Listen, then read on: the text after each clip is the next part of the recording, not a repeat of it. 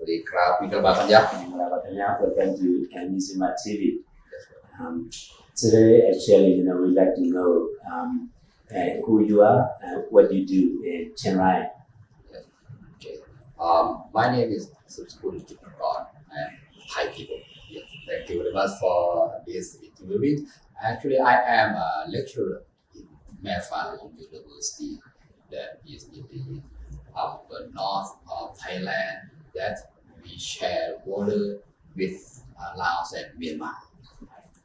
And also, I heard that you do some kind of academic service to Burmese migrant. Can you explain what kind of service you do to Burmese migrant and who is benefiting out of these services? Okay. Yes. In the first year of the COVID pandemic, right, back to the 2020, as in mid of April, we found the organization that we call Aid Center for Migrant Workers. In the first time, we just want to help migrant workers who were forced to leave without pay during the city lockdown in that time.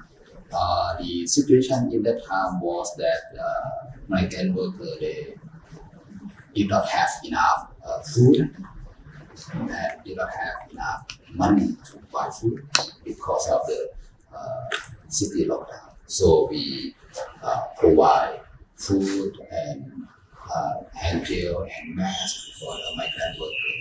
Right?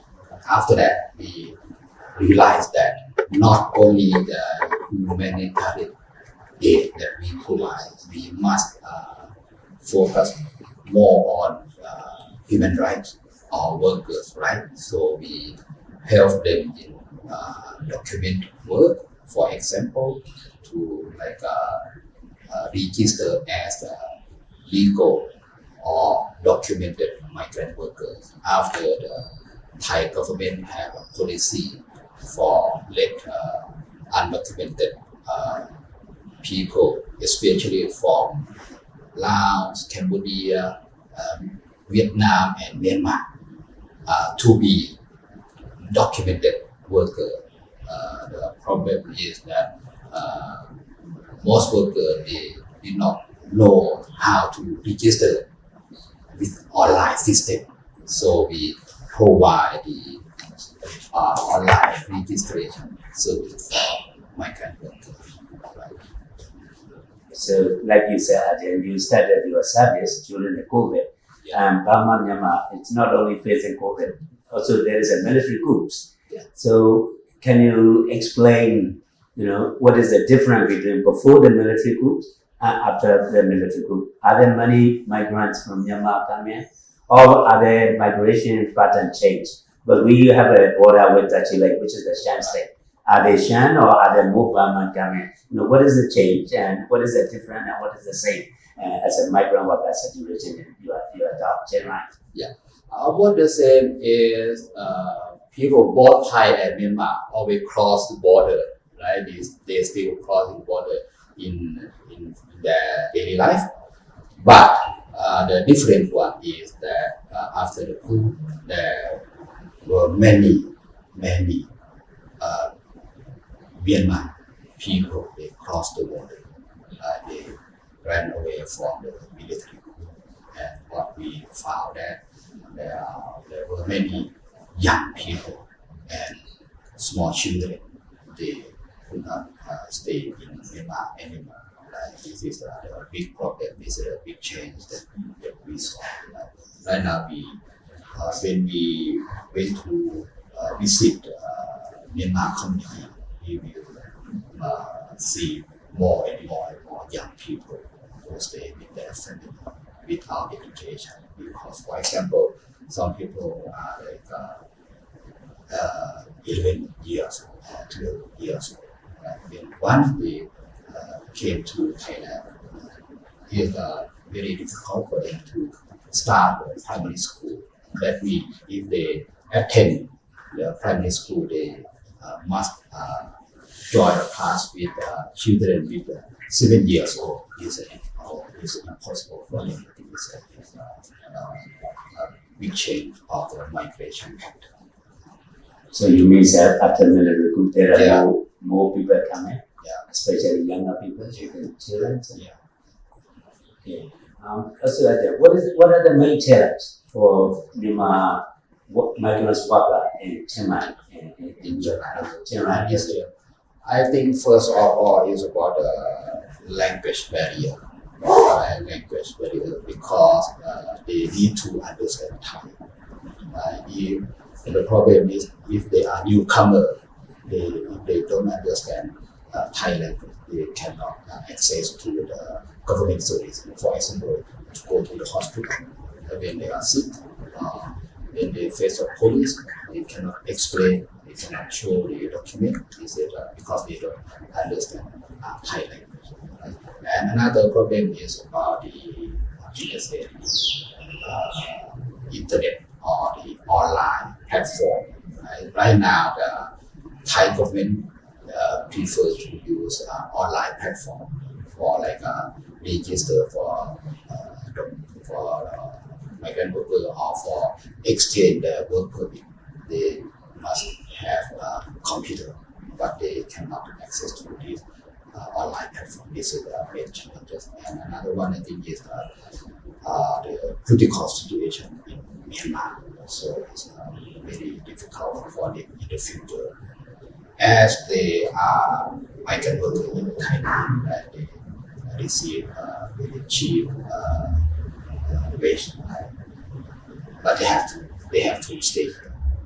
They cannot go back. This is because the political situation in Myanmar is very difficult for them to stay.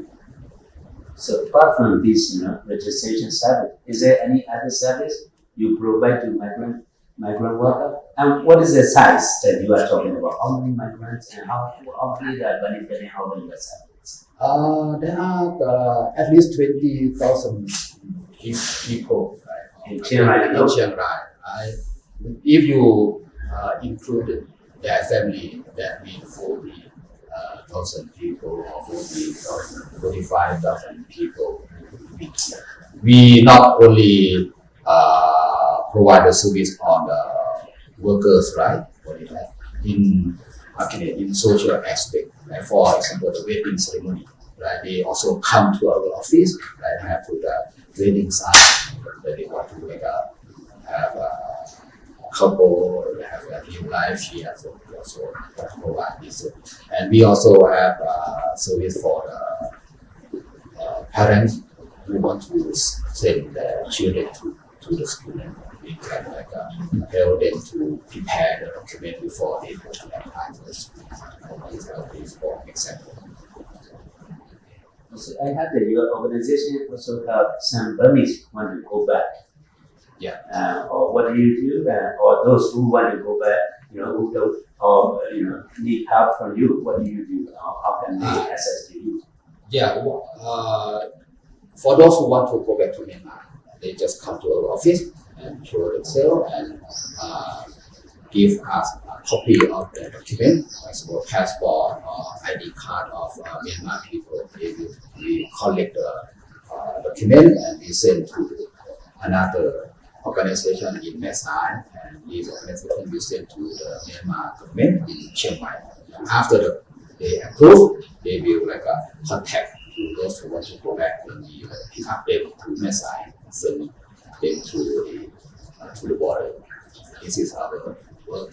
Not only this, during the COVID-19, we also a center for those who want vaccination. We work with Chiang Rai Hospital and Chiang Rai municipality. We also as a center for vaccination for those who want to get vaccine. They come to our office. They will contact to the hospital. We will have an appointment with the hospital, and then we bring American worker to get vaccine. So actually, you are providing not only migration registration service, you are providing children to school, also the hair vaccination, and in the past usually Thai and Myanmar, because historically Thai attitude toward Myanmar, Burmese are quite a bit not very friendly and very negative.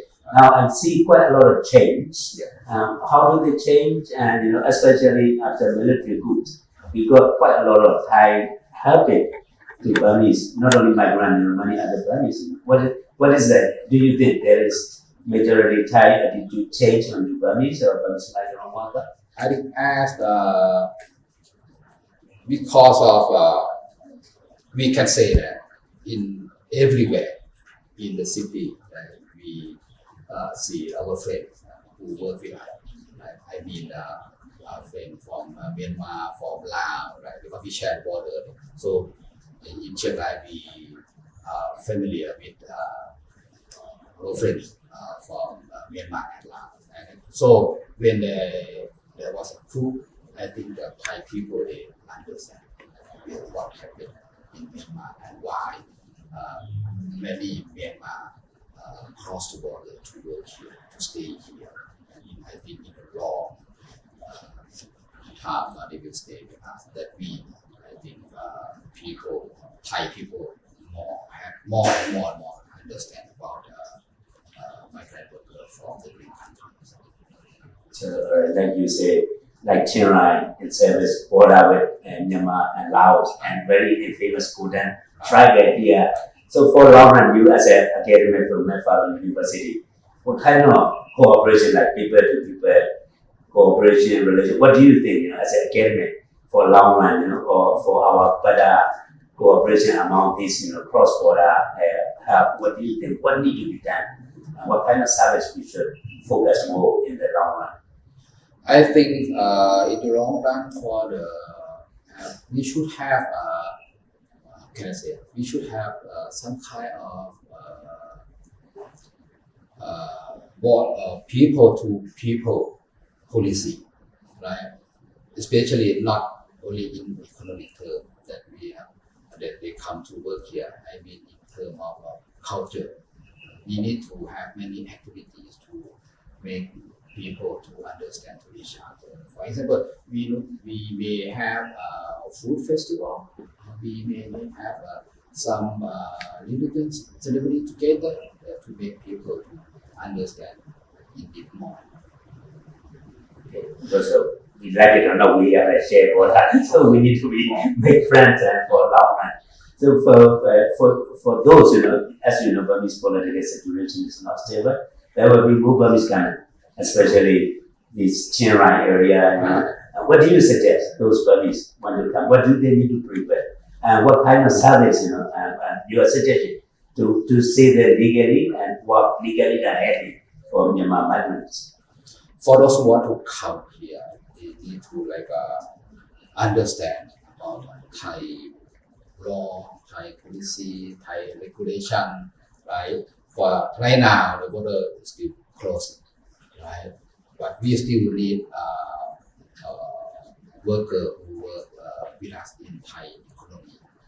I think before they come, they need to start studying more about Thai law, Thai policy, and Thai regulation on work permit. This is very important.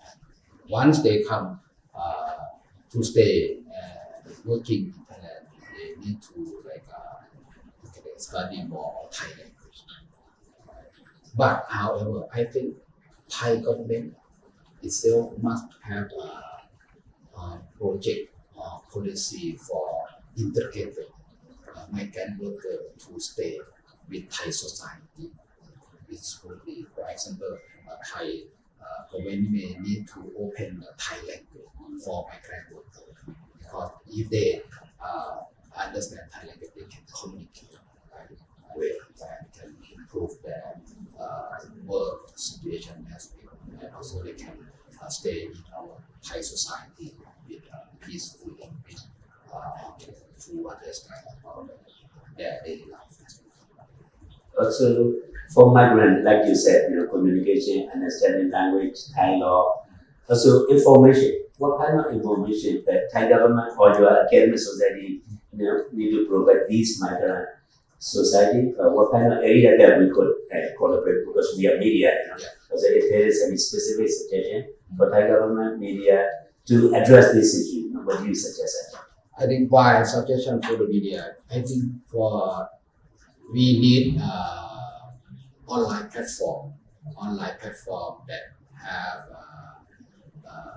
Myanmar language or Lao language for migrant workers. Because, for example, if you want to go to the health check in the hospital, you need to have a register online, but it's only in Thai language. If we have an application in Myanmar or in Laos, in Cambodia or in Myanmar, worker themselves, they can help themselves, they can do by themselves. It's will be very easy for them. So what is your message to Myanmar migrant worker here in Chiang Rai? In Chiang Rai, yes, I think first of all, you need to learn more Thai language, and then you need to have more organized themselves as any kind of organization to help each other among migrant workers. And also you need to have empower yourself to understand more about the human rights, about the Thai law or Myanmar law, and how to negotiate with employers, something like this. And also I think we need solidarity among Myanmar and Thai, and among Myanmar in Thailand and Myanmar in Myanmar. My final one is your suggestion to Thai government regarding these migrant workers. What do you suggest to the Thai authorities? Thai government must change the policy to be more integration policy, which means we need to include migrant worker in Myanmar worker, Cambodia, Laos, Vietnam to be part of Thai society. Right now, we just exploit migrant workers. But I think in the future it's not enough. We have to stay with all of us together. We cannot exclude them as just only migrant workers, but our society. We have to live together. And one of the root cause of Burmese migrants is the Burmese army too. What is your message to Burmese army? For the Burmese army, it's very difficult to suggest. No? Who can suggest them? I think if they what is your message? If they love their people, right? They have to step down from